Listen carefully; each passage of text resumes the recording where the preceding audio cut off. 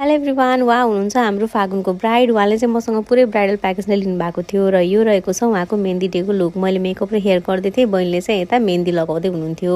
उहाँको प्रोग्राम चाहिँ अलिकति साँझ नै हुने भएको हुनाले दिदी म मेहन्दी लगाएर बस्छु, मेहन्दी सुक्यो भने चाहिँ प्रोग्रामलाई पनि सजिलो हुन्छ, बिग्रिँदैन भनेर भन्नुभयो। त्यही भएर हामीले उहाँलाई मेकअप हेयर सँगसँगै मेहन्दी पनि लगाएर रेडी गरिदिउँ।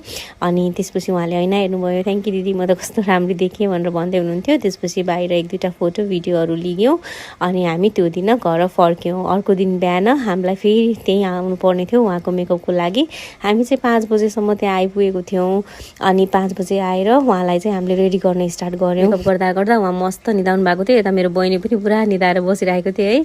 अनि फुल रेडी भइसकेपछि चाहिँ उहाँ यसो देखिनु भएको थियो। उहाँ सँगसँगै उहाँको दिदीहरूको अनि मम्मीको पनि मेकअप गरेको थिएँ मैले।